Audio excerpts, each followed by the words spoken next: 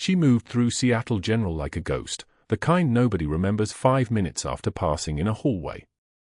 Hannah Clarke's pale blue scrubs hung loose on her frame, deliberately oversized, designed to make her smaller, less noticeable, less threatening. The fluorescent lights hummed overhead, that constant electrical drone that most people stopped hearing after the first week. She heard it every shift. Muscle memory made her check the exits in every room she entered, the way her eyes catalogued equipment positioning before she'd ever need to use it, the way she positioned her body with the wall at her back even when standing at the medication dispensary. The dog tag hung hidden beneath her scrubs on a broken chain, cold against her collarbone. One piece of her old life. The only piece she'd allowed herself to keep after the military had erased Major Hannah Clarke and ordered her to disappear into civilian anonymity. Ramadi had taught her how to vanish. Seattle General had given her the perfect place to practice. 5 years now.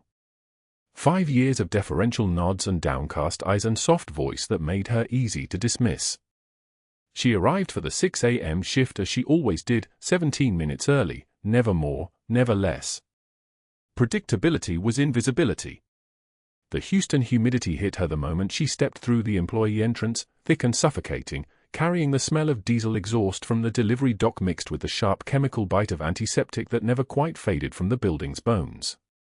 Her badge clipped to her scrub pocket read, Hannah Clarke, RN, ICU.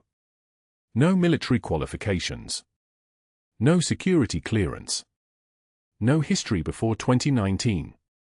Just a nurse. Quiet. Forgettable. Safe. Dr. Ashford stood at the nurse's station when she arrived upstairs. His tailored shirt probably cost more than Hannah's weekly paycheck. She'd learned to read men like him in Ramadi, men with money and power who assumed those two things made them dangerous. They did. Just not in the ways they thought. He didn't glance at her as she passed. Nobody ever did. That was the point. The ICU held 16 beds, 13 occupied. Room 7 had a post-op cardiac patient still sedated from surgery. Room 11 had a 78-year-old woman with sepsis, fever climbing despite the broad-spectrum antibiotics. Room 4 had a 34-year-old construction worker recovering from a motorcycle accident, 3 broken ribs, stable but uncomfortable. Hannah had worked this unit for 4 years. She knew every monitor, every fall line, every ventilator setting. She knew which patients would crash at 2 a.m. and which nurses would panic when they did. She positioned herself to be useful but not visible, competent but never impressive. By 8:56 a.m., she was organizing the crash cart in the equipment room, arranging supplies with mechanical efficiency. The code cart should be organized by speed of access, not hospital protocol. Most nurses followed the laminated instructions taped inside. Hannah had learned a different system once, a system designed for people who'd spent time in kill zones where seconds measured the difference between survival and body bags. She arranged the medications in the order she'd actually need them. The epinephrine first. The atropine second. Everything positioned so her hands could find them blind, in the dark, under fire. Not that there was fire in an ICU. Not the kind she was trained for anyway. Her fingers moved across the supplies with practiced precision as she checked the 14-gauge angiocath needles, counted the crystalloid bags, verified the defibrillator pads were still within their expiration dates. Every movement deliberate. Every action designed to look routine. She touched the small scar on her left wrist unconsciously, a tell from another life, from Ramadi, from a moment she'd buried so deep that sometimes she wasn't sure it had actually happened. The scar was real though. The scar always proved it was real. The call came through the intercom at 9:14 a.m. Not the code blue alarm. Something different.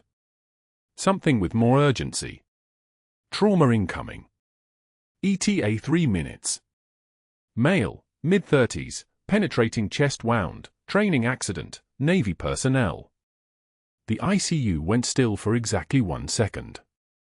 Then the machines recalibrated, protocols activated, the organized chaos of a hospital preparing for something critical. Hannah finished placing the last medication and moved toward the trauma bay without being asked. Dr. Ashford was already barking orders to his team, his voice carrying the particular certainty of a man who'd never been wrong in a room full of people whose job it was to agree with him. The ambulance bay doors opened and they brought him through, a man in athletic wear soaked red, his chest wrapped in field dressing that was already saturated. A Navy SEAL. She could see it in the way he carried himself, even unconscious, even bleeding. The musculature, the bearing, the ink on his visible arm. Paramedics called out vitals with clip precision. BP 92/58 and dropping. HR 138. Respiratory distress, possible tension pneumothorax. O2 sat 87%. They moved him into the trauma bay. Organized chaos, everyone knowing their role. Nurses initiated 2-4s. The surgical team was being called down. The anesthesiology resident was en route. Standard protocol for a critical patient. Except something in Hannah's brain, the part she thought she'd deactivated 5 years ago, was running calculations. The way the patient was compensating. The trajectory of his vital signs. The fact that O-negative blood was already being typed and crossed because they had exactly one donor with that rare type in the building. Dr. Ashford was shouting orders. I need 2 units of packed cells. Stat, get surgery down here now. Get me. Hannah stepped forward. Her voice was quiet when she spoke, the carefully modulated voice of a nurse who'd learned to make herself small. I'm O-negative. Everyone stopped. Not because the voice was commanding. It wasn't. It was because blood was the thing they needed most and she had it. Dr. Ashford barely glanced at her. Fine. Get her to the donor suite. We need to move. The phlebotomist had her in the donation chair within 90 seconds. The needle went in smoothly, her veins were good, always had been, visible and cooperative beneath pale skin. Blood flowed into the bag, dark red against the plastic, filling with the steady rhythm of a willing sacrifice. The tech barely spoke to her. Nobody ever did. She was just a nurse with the right blood type. Just coincidence. Just luck. But the calculation in her mind, the part that had been trained in Ramadi by people who didn't use words like just, was already running. The patient's oxygen saturation dropping like that. The way his breathing was compensating. The tipping point coming in approximately 4 to 6 minutes if the pneumothorax progressed the way the physics of penetrating chest wounds suggested it would. The surgical team was 7 minutes away, maybe 8 if they were in the middle of a case. The donation took 4 minutes. The blood was rushed immediately back to the trauma bay. Hannah followed, moving through the corridor with that same invisible efficiency that had become her default setting. The trauma bay was controlled mayhem. The patient was losing consciousness from blood loss, his body shutting down as his brain recognized the mathematics of exsanguination. Oxygen saturation at 82% and falling. Heart rate climbing past 145. The breathing rapid and desperate, pulling harder through the partially collapsed lung. She was positioned at the head of the bed, and she saw it the way she'd been trained to see it. The urgency written in vital signs and physiology. The ticking clock measured in minutes and seconds. The thing that was about to happen because they were out of time. Her hands moved on their own, the muscle memory taking over before her conscious mind could negotiate with the identity she'd constructed. She reached for the 14-gauge needle on the crash cart and positioned it, her movements precise and tactical, speaking to the resident who was frozen next to her. Second intercostal, midclavicular line. The needle went in with a hiss of air escaping. That terrible, beautiful hiss that meant the pressure was releasing, the lung could expand, the body could breathe again. Oxygen saturation climbed immediately. 82 to 88 to 93. The patient's breathing eased from that gasping desperation into something that might possibly sustain consciousness. The heart rate dropped from 145 to 128. She stepped back as the trauma team surged forward, her moment of being useful eclipsed by the machinery of professional emergency response. Dr. Ashford was already calling for the operating room, already mobilizing the surgical response. He didn't look at her. Nobody looked at her. She was just the nurse who'd happened to donate blood and happened to be standing in the right place when a needle decompression became necessary. Except Dr. Ashford did look at the security footage later that afternoon, in his office, watching the replay with his hands folded across his desk like a man who'd just seen something he couldn't quite categorize. The way Hannah had positioned herself. The way she'd known exactly where to put the needle without hesitation. The way her movements looked less like nursing and more like something else entirely. Something trained. Something tactical. Something that didn't align with 4 years of quiet invisibility and downcast eyes. He pulled her file from the secure database, the digital record of Hannah Clarke that supposedly began in 2019 with her RN licensure in Texas and nothing, absolutely nothing, before that. No previous addresses. No prior employment history. No college transcript showing where she'd earned her degree. Just a gap, a void, a woman who apparently materialized fully formed into the Texas nursing system 5 years ago with no discernible past. Dr. Ashford's fingers moved across his keyboard, pulling the background check documentation, scrolling through the references and employment history that should have been there and wasn't. A woman who could perform field trauma medicine with the precision of someone who'd learned it under conditions that wouldn't occur in any civilian hospital. A woman with a break in her identity that felt deliberately constructed. A woman who suddenly seemed very dangerous to a man who needed her to be nothing but safe. He printed the file. All 6 pages of it. 5 years of employment history and 4 years of nothing before that. He stared at the printout, and somewhere in the back of his mind, a question began to form, one that would lead him toward the one thing he couldn't afford to know. But that question would have to wait. Right now, he had a Navy SEAL in recovery upstairs and a nurse downstairs who'd just revealed something she probably wasn't supposed to reveal. The silence in his office felt like the moment before something crucial changed. He set the papers aside and reached for his phone. Dr. Ashford's shoes clicked against the linoleum with the rhythm of a man who had made a decision. The security footage had changed everything. He'd watched it 3 times, the needle, the angle of her wrist, the way her hands moved through space like they'd memorized every centimeter of human anatomy. No civilian nurse moved like that. No nurse fresh out of a standard nursing program performed emergency procedures with the precision of someone who'd done it in darkness, under fire, with rounds coming. He pushed through the recovery room door where Lieutenant Webb lay propped against pillows, his family arranged around him like sentinels. Webb's wife, Sarah, held a cup of ice chips. Their daughter, Emma, 10 years old with her father's dark eyes, sat cross-legged on the edge of the bed, holding his hand. Webb himself was pale but stable, the kind of stability that came from good medical intervention and better luck. Ashford didn't wait for permission to begin. Nurse Clarke. His voice was loud. Calculated. Every word designed to carry to the corners of the room, to the hallway beyond, to anywhere people might hear. Your performance during the emergency was completely inappropriate. You overstepped your qualifications and endangered this patient with cowboy medicine. Hannah stood at the forestand, checking the drip rate. She didn't move. She didn't flinch. She took one measured breath and turned to face him, her eyes level with his, and something in that steadiness made Ashford's jaw tighten. She should have looked away. Should have apologized. Should have trembled. I saved his life, Dr. Ashford. For words. That was all. But they hung in the air like a challenge, like someone who wasn't intimidated by the hospital's pecking order, by the authority he wielded like a weapon.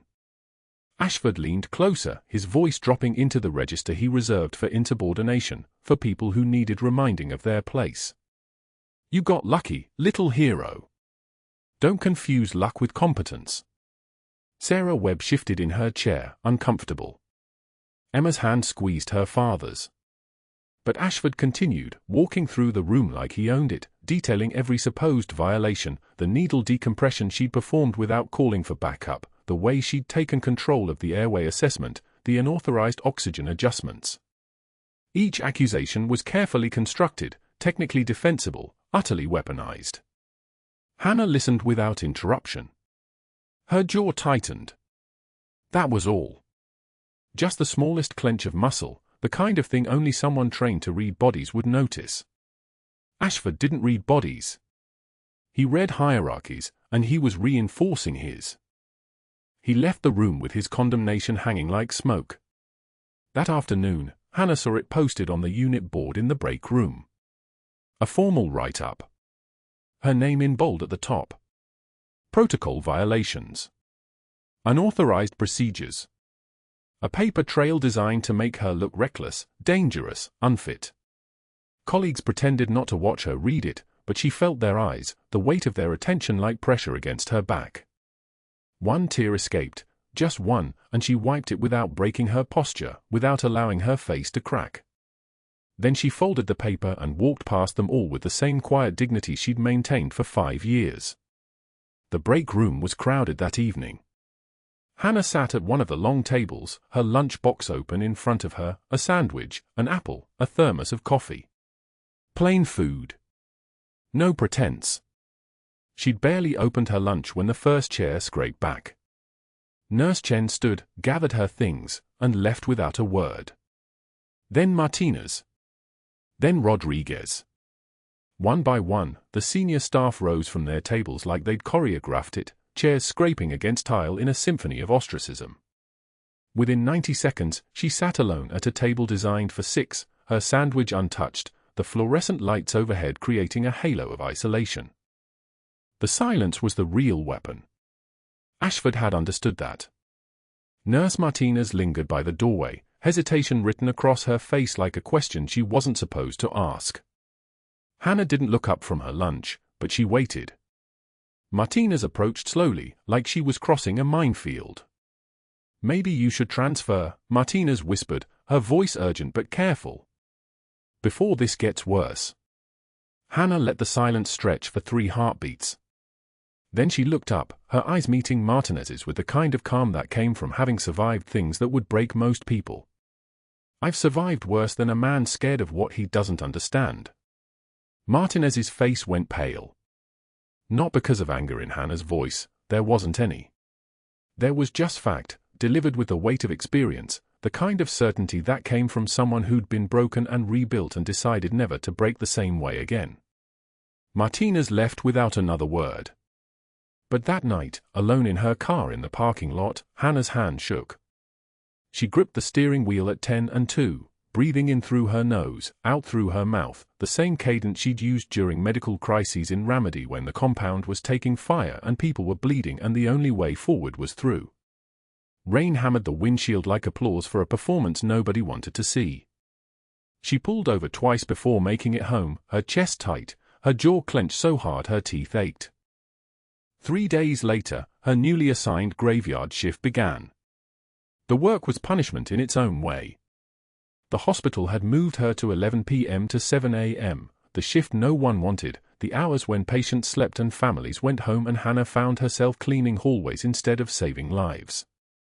When she scanned her badge at the electronic medical records terminal, the screen turned red. Error. Access denied. She tried again. Same result. A message appeared, credentials suspended. Administrative review. The charge nurse on the graveyard shift was someone new, someone Ashford had positioned. A woman named Holloway who smiled like she'd been given permission to make Hannah's life smaller. "Your access has been restricted," Holloway said, handing her a mop. Administrative decision. Hannah took the mop without comment. She'd learned the value of silence long ago. But her mind was racing, calculating, understanding that this was escalation.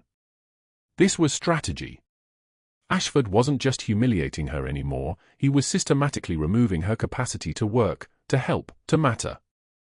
She passed the seals room on her way to clean the 3rd-floor corridor, and through the partially open door, she saw something that made her pause. Ashford was inside, but he wasn't there as a physician. 2 men in expensive suits stood across from him, briefcases open on a table. Defense contractor logos. She recognized the emblem, Nexus Defense Systems.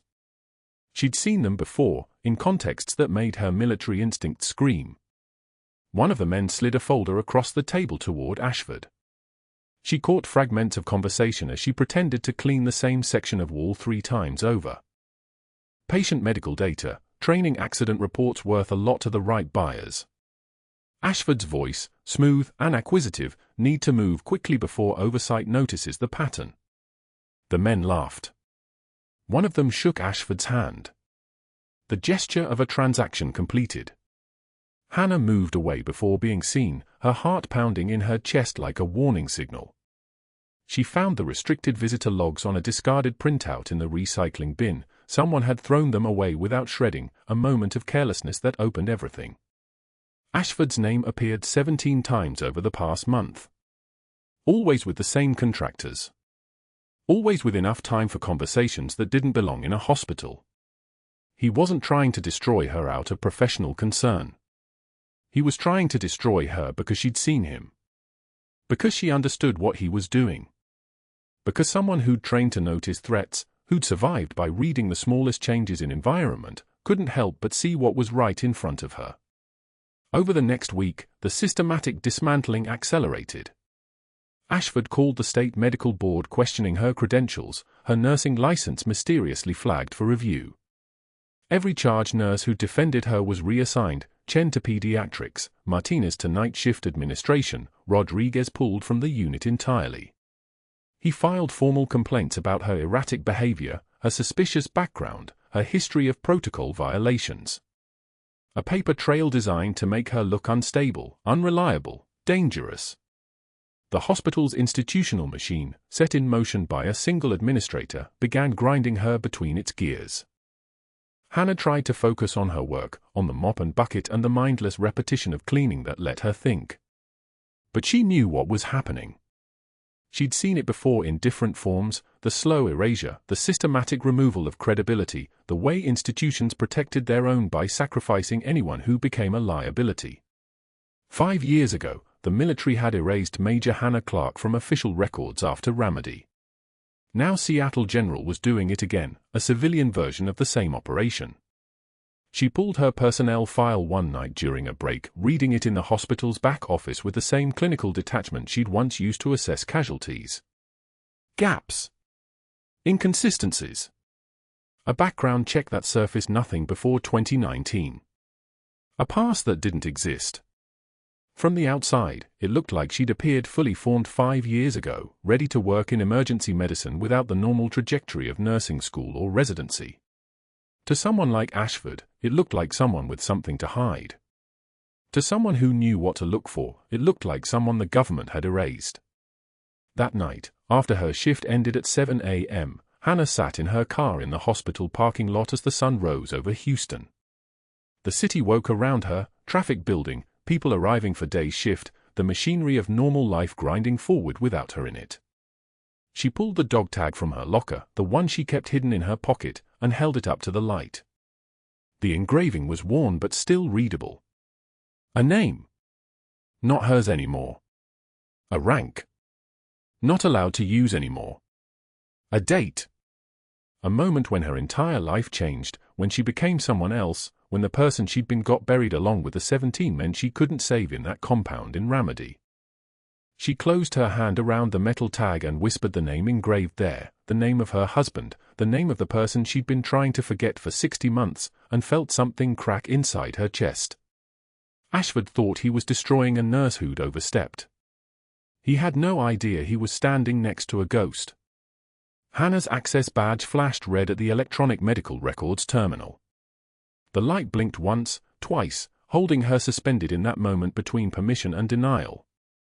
She tapped it again. Same result. The screen displayed a message in clinical gray text, authorization revoked. Contact IT department. It was 11:27 p.m. IT closed at 5 p.m. She stood in the empty hallway of Seattle General's 4th floor, badge hanging from her neck like a talisman that had suddenly lost its power. The fluorescent lights cast everything in a shallow white glow. Around her, the hospital breathed its nighttime rhythm, ventilators humming behind closed doors, monitors beeping their steady electronic pulse, the distant sound of a call bell ringing unanswered. The night shift was 40 minutes old. Hannah turned and walked to the break room without changing her expression. The coffee was bitter, burned from sitting since the afternoon shift. She poured a cup anyway and sat at the table, watching the dark liquid surface reflect nothing back at her. She had survived worse than revoked access. She had survived worse than most things a peacetime hospital could offer. But the message was clear, and clarity was always the most dangerous weapon. Ashford wasn't just trying to humiliate her anymore. He was methodically removing her ability to function. Her phone buzzed at 6:14 a.m. A text from an unknown number. "This is Dr. Patricia Hollis, Memorial Northwest Dallas. Dr. Ashford called me regarding your employment history. He suggested you may have falsified credentials. I wanted to give you a chance to clarify before we update our files." Hannah read it twice. Then she turned off the phone. It was only the first call. By 7:44 a.m., when Hannah clocked out, the hospital's rumor circuit had already transformed Ashford's phone campaign into institutional gospel. The charge nurse on days, a Jennifer Chen, who had supported Hannah during the worst of it, avoided her eyes at the shift change. The attending physician who usually asked Hannah's opinion on patient assignment simply reassigned her cases without looking at her. The residents who had requested her for their overnight procedures suddenly had other preferences. Ashford had spent the night calling every hospital within 100 miles of Houston, every colleague with authority to hire or fire, painting Hannah as unstable, unqualified, dangerous. The strategy was elegant and vicious. Transfer options, already limited for someone with her background, were now closing one by one. He wasn't trying to fire her anymore. He was trying to make her unhireable anywhere else. Leave Houston or lose your career, that was the unspoken message. Both options required her to disappear, which meant abandoning everything she had rebuilt since Ramadi. Hannah drove home in the grey dawn light, hand steady on the steering wheel, eyes fixed on the road.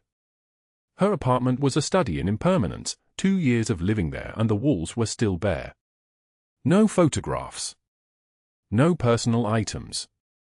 A single shelf held her nursing textbooks and a bottle of water. The refrigerator contained 3 items: protein powder, black coffee, and a container of rice she had prepared on Sunday. She sat on the edge of her bed and waited. By Wednesday, the reassignments began. Ashford didn't announce them or explain them. He simply issued new scheduling through the HR portal. All her critical care shifts were reassigned to other nurses. Hannah was moved to triage evening rotation, a position designed for newly graduated nurses, not someone with her skill set. The public humiliation was efficient. Anyone who knew anything about hospital hierarchy would understand what he was doing, erasing her credentials through assignment alone. The same day, she received a notice, effective immediately: your access to electronic medical records has been limited. You will require dual nurse verification and attending physician authorization for all patient documentation. This is a temporary measure during the ongoing review of your employment status. Temporary meant indefinite. It meant every procedure, every patient decision, every moment of her work would be documented and scrutinized. It meant she was being watched. That evening, Hannah stood in her car in the hospital parking lot and texted Dr. Sarah Chen, "Patient Webb needs observation for delayed hemothorax. Recommend continued imaging." Chen's response came back in seconds, noted. "Ashford says he's being transferred tomorrow to specialty care. Don't worry about it." The transferred patient would be Ashford's responsibility. Which meant Ashford had a reason to get Webb out before any complications developed. Which meant Ashford was concerned about what Webb might say about the visitors in dark suits. Which meant the clock was running faster than Hannah had realized. She drove to the cemetery without planning to. Her hands took the turns automatically, muscle memory guiding her through the streets she had traveled 200 times before. The headstone was simple granite, no flourishes. Major James Clarke, United States Army Medical Corps. 1978 to 2016, beloved husband. The dates were correct. The rank was correct. The rest was fiction, like most of her life. Rain began falling as the sun set, drops that hung in the humid Texas air like tiny accusations. Hannah knelt at the grave and placed both hands flat on the wet grass. Her dog tag was in her pocket, single, broken chain, a piece of metal that proved she had been someone before she was no one. She pulled it out and held it between her palms. "I promised you I'd disappear," she whispered. Her voice was barely audible beneath the rain. "I promised you I'd stay safe, let it go, become invisible. I promised you I wouldn't be the person who saved lives and asked questions. I promised you I'd be ordinary." She opened her hands and stared at the tag, her rank, her service number, a piece of history she was supposed to have buried. "And I couldn't even do that right. I saved one person and everything fell apart. I did exactly what you asked me not to do." The rain intensified, hammering the cemetery with the sound of distant applause. Hannah's hands trembled once, then steadied. The trembling wasn't fear. It was restraint, the discipline of someone who had learned to contain everything beneath skin and muscle. She stood, slipped the dog tag back into her pocket, and felt its weight against her ribs. She didn't cry. Tears were for people who still believed the world made sense, and Hannah had stopped believing that in Ramadi. The suspension hearing was scheduled for the following Tuesday. The background investigation was already underway. Federal investigators had contacted the hospital about her security clearance status, which meant someone had flagged something in classified systems that shouldn't exist for a nurse. Ashford didn't know about that yet. But he would soon. And when he did, everything would accelerate. Hannah drove home through rain that fell like judgment. She thought about James, about the promises she had made in a military hospital in Landstuhl while he was recovering from third-degree burns across 40% of his body. She had promised him she would stop being Major Clarke. She would become Hannah. She would find ordinary. She would let it all go. She had kept that promise for 5 years.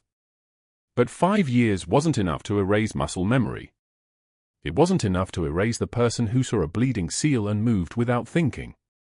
It wasn't enough to make her ordinary. And now everything she had built was collapsing because she had stopped being the ghost and started being human for exactly 90 seconds. The barricade came the morning after the file review. Hannah arrived at Seattle General at 6:15 a.m., her badge swiped at the ICU entrance like 1,000 times before, and this time it didn't work. The reader flashed red. Access denied. A security guard, not someone she recognized, stood waiting with a printed sheet, his expression apologetic but immovable. "Suspended staff aren't authorized for restricted floors," he said, sliding the paper toward her. "Orders from administration. You're reassigned to basement inventory pending termination hearing." She didn't argue. Didn't ask why. Just nodded once and turned toward the stairs that led down, into the hospital's grey underbelly where supply carts sat in rows like sleeping animals and the fluorescent lights buzzed with the sound of something slowly dying. The basement smelled like industrial cleaner and rust, a place where no one screamed and no one got saved. A place where Hannah Clarke could disappear into the machinery of the hospital and become truly invisible at last. 14 boxes of for tubing. 23 units of normal saline. 47 packages of sterile gauze arranged by expiration date. The work was methodical, numb, the kind of task designed to break the spirit of someone who'd spent 5 years building a life in the controlled chaos of critical care. She moved through the inventory like a ghost moving through walls, checking items off a clipboard, her movements precise but empty of meaning. This was punishment wearing the face of duty. This was erasure happening in slow motion. At 11:27 a.m., the code alarm sounded. Code Blue, ICU 7, Code Blue. All available personnel to ICU 7. The intercom crackled and went silent. Hannah's hands froze on a box of central line kits. ICU 7. Webb's room. 3 floors above where she was supposed to be. The protocol was clear, written in the suspension notice, stated by Dr. Ashford in that flat, victorious voice. She was restricted, forbidden, her access to critical care revoked pending termination. The hospital had made itself a cage, and she'd accepted the bars. But her feet didn't listen to protocol. She was moving before her mind caught up, dropping the clipboard, the box of supplies clattering behind her. The stares came fast, muscle memory overriding every order she'd received, every restraint she'd accepted. 1 flight. 2 flights. 3. Her breath came steady, not ragged, controlled, measured, the breathing pattern of someone trained for exactly this kind of moment. The ICU doors opened at her approach, and the alarm was louder here, the intercom voice now urgent with real panic. Crash cart to ICU 7. Crash cart to ICU 7. We need defibrillation pads and... The room was chaos wearing scrubs. 2 residents fumbling with leads. A nurse doing chest compressions with the frantic speed of someone who doesn't know what they're looking for.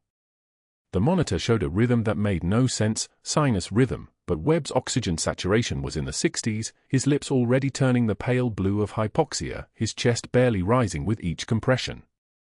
Hannah's eyes caught the problem in a single glance. The left lung field was silent on auscultation, no air movement, the breathing sounds muffled like someone listening to the ocean through a pillow.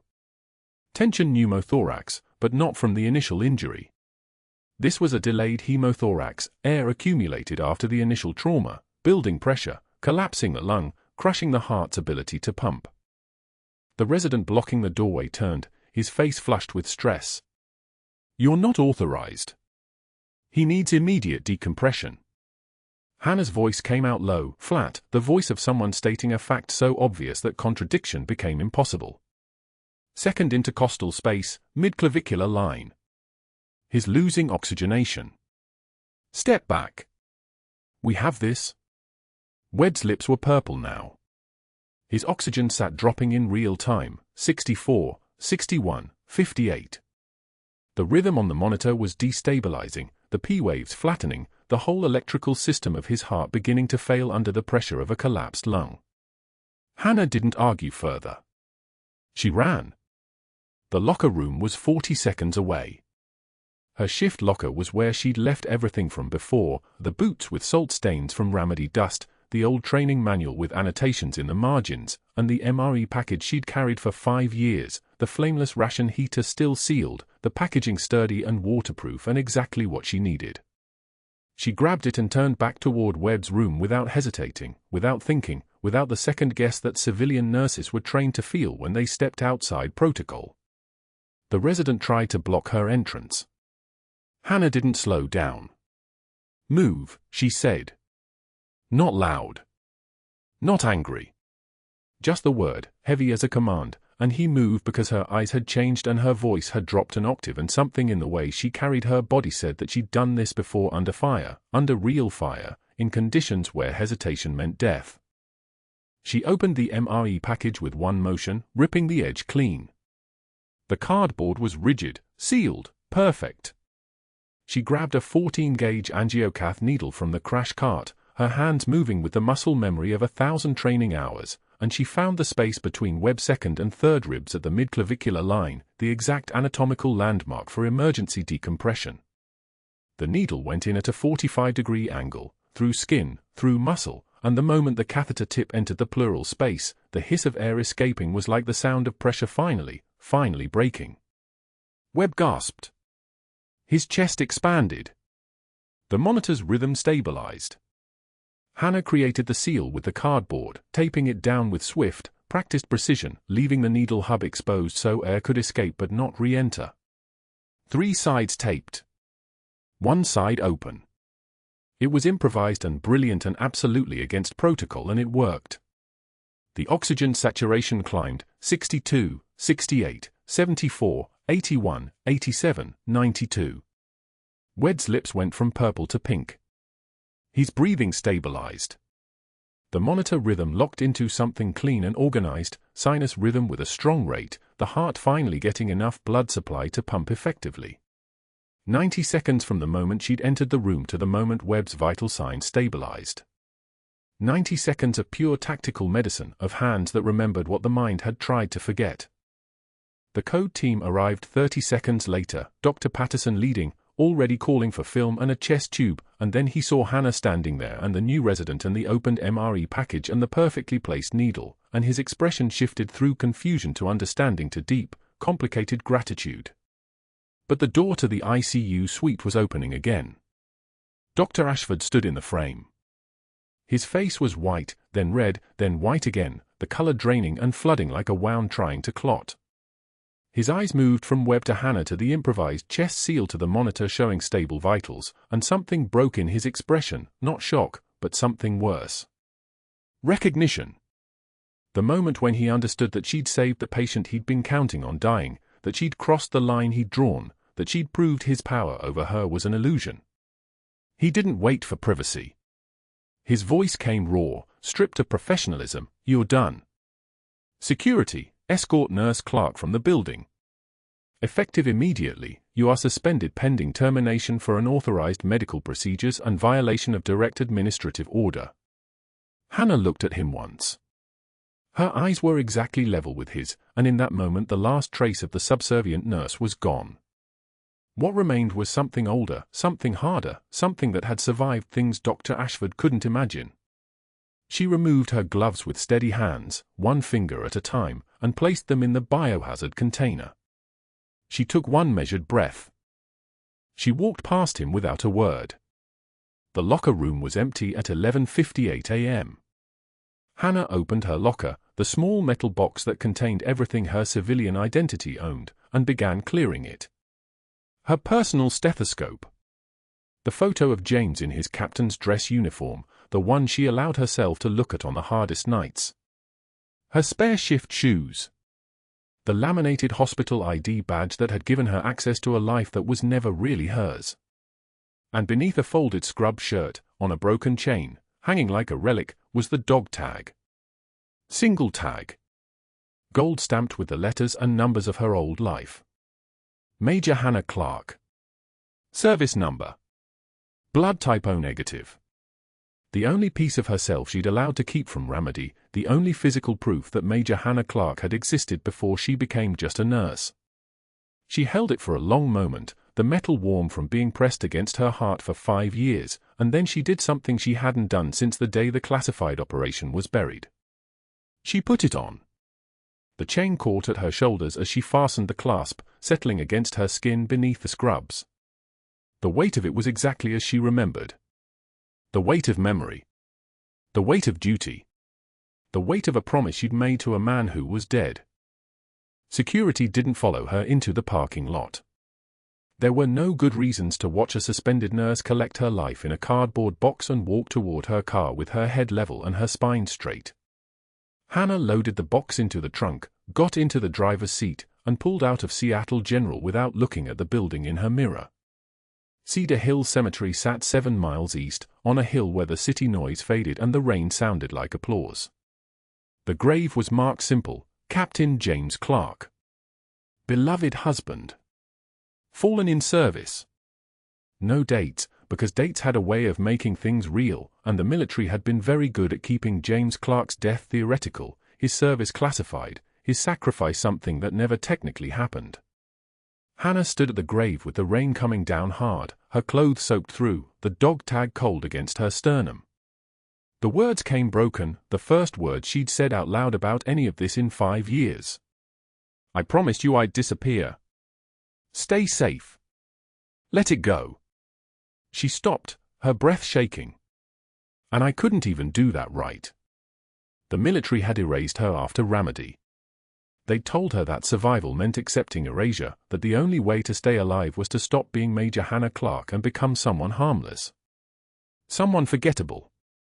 Someone who would never tell anyone what had really happened in that compound when the walls came down and James went silent and she'd had to choose between following orders to evacuate and keeping 16 men alive. She'd chosen the men. And they'd made her pay the price by letting her think she'd escaped. Now even that escape was collapsing. The rain hammered down, cold and relentless, and Hannah stood there with her hands open and the dog tag heavy around her neck, finally allowed to remember what she really was. Finally allowed to remember that erasure had never kept her safe. It had only kept her alone. The hospital's routine background check for Hannah's suspension hearing flagged something in the federal database that made the medical board's legal counsel go pale. A classified security clearance. Active. Current. Attached to a nurse who didn't exist on any official roster. Within 4 hours, 3 men in dark suits arrived at Seattle General's administrative office without appointment, without warning, without the courtesy of a phone call. They moved through the corridors like sharks recognizing blood in water, their credentials flashing: Department of Defense, Federal Bureau of Investigation, Naval Criminal Investigative Service. They wanted Hannah's sealed file.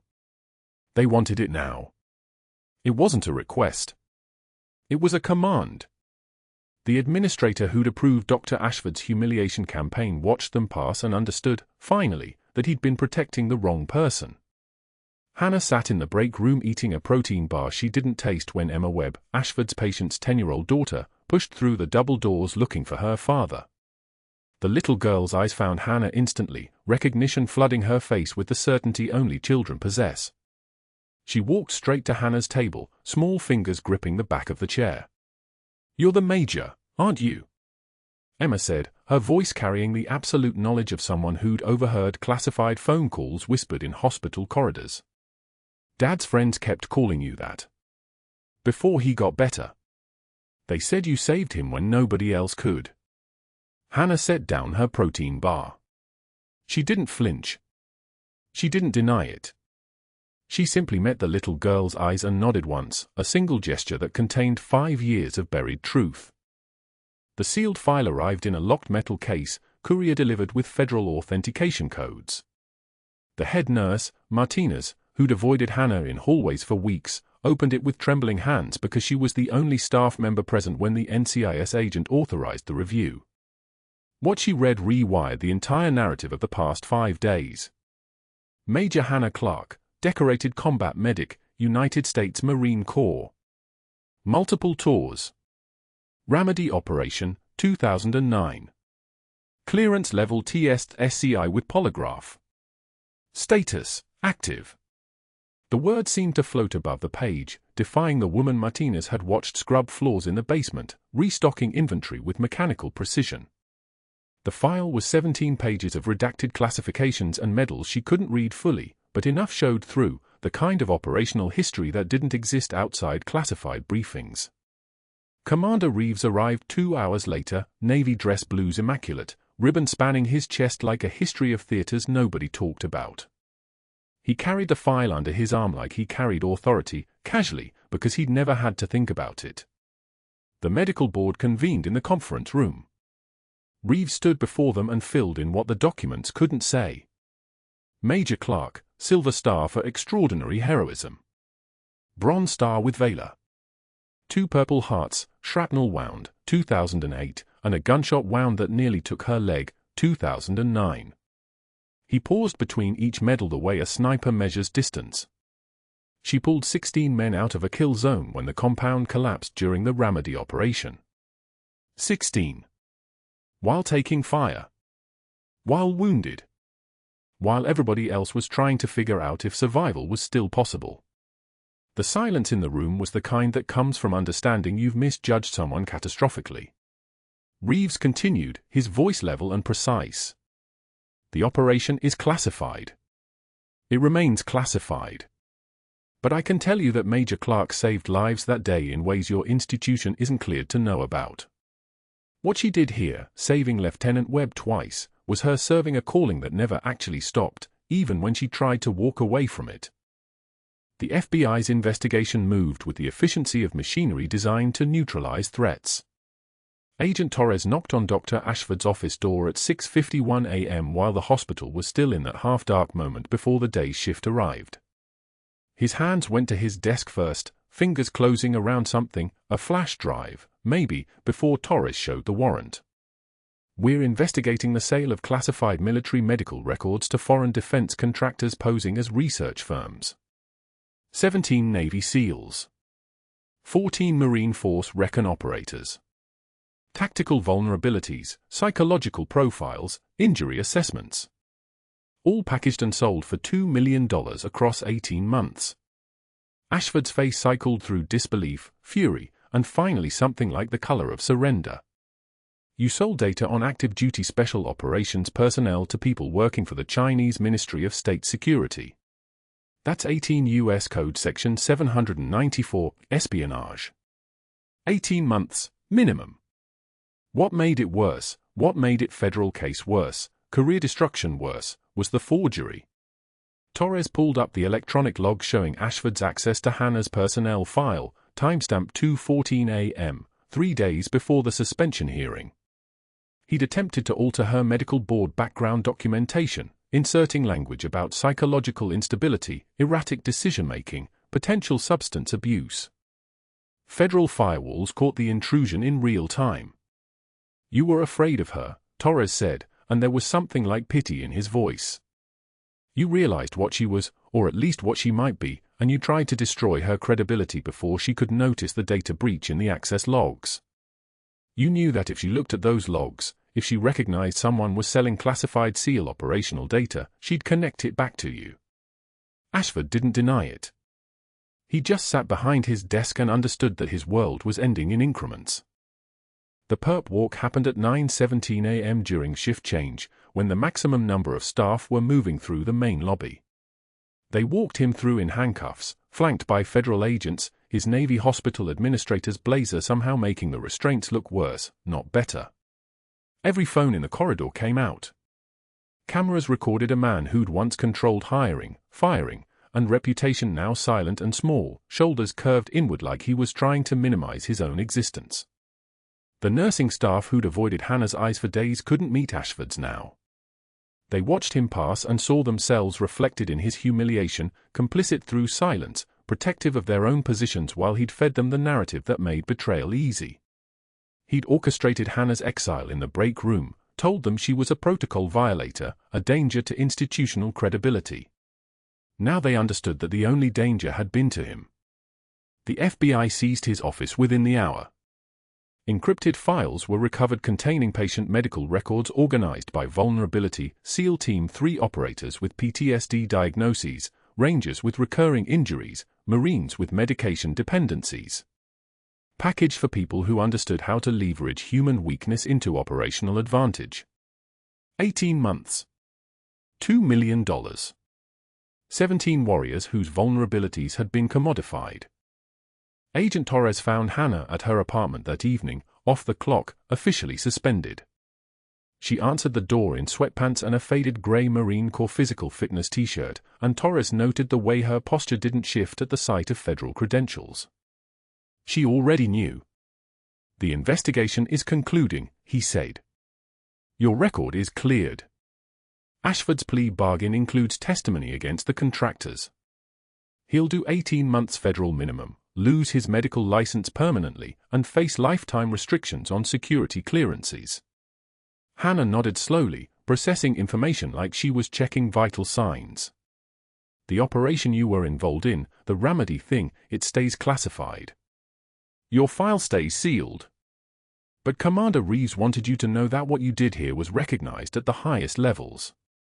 You protected something bigger than yourself." Again. Torres paused. "Your husband was Major James Clarke, 1st Battalion, 5th Marines, KIA Ramadi, 2009. Hannah's jaw tightened, but she didn't look away. "Yeah. For what it's worth," Torres said, "we read the full file. What you did that day didn't stay in Ramadi. It resonates. He'd be proud." Hannah closed her eyes for exactly 3 seconds. When she opened them, her voice came steady. "You're done here." It wasn't a question.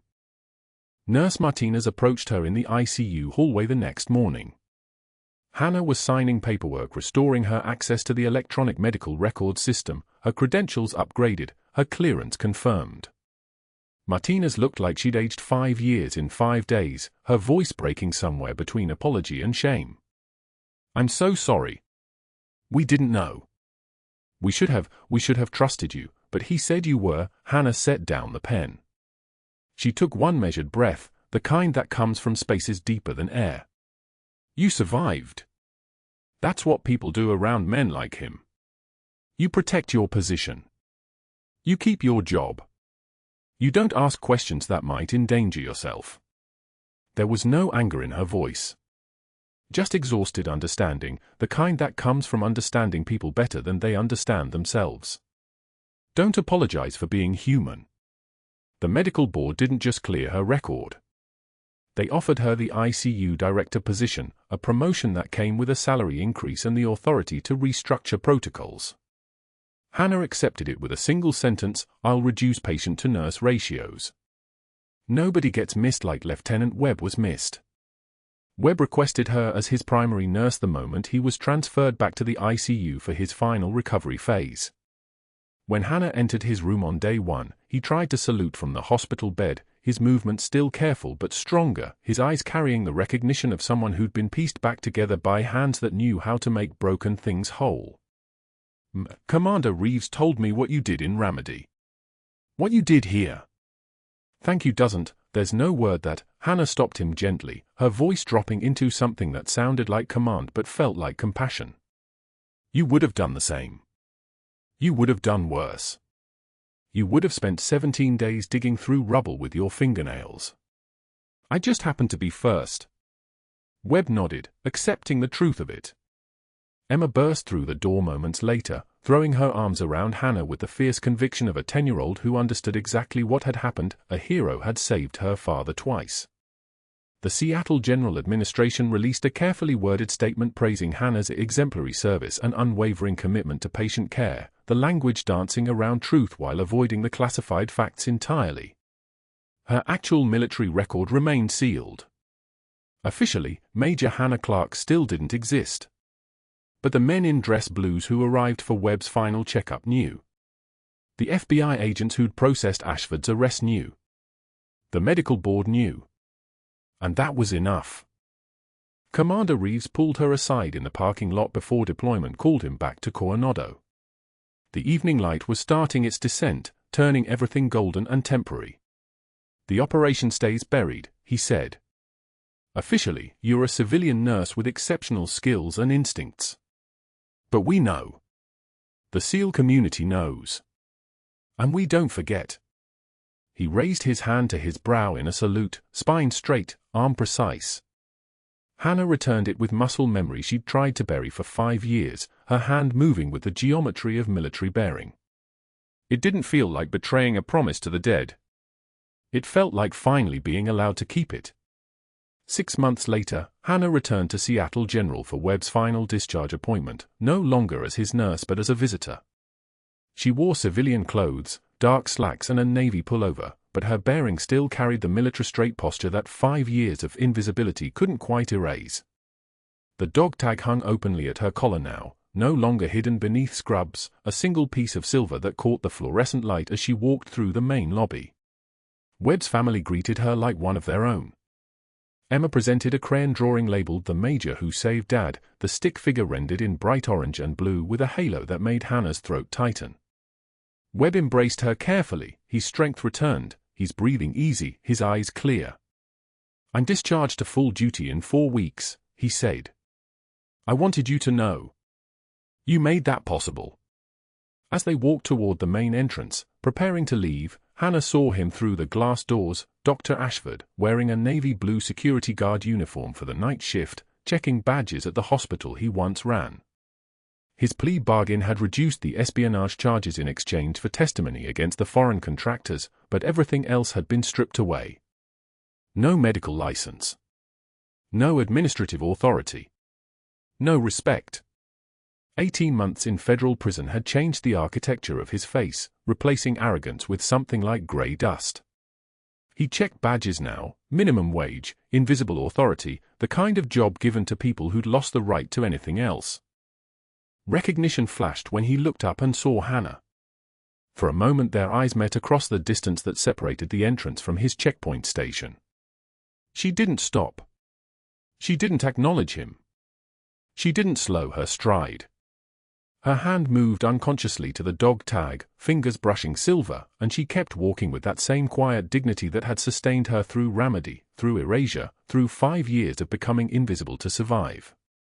Webb followed her out into the evening rain.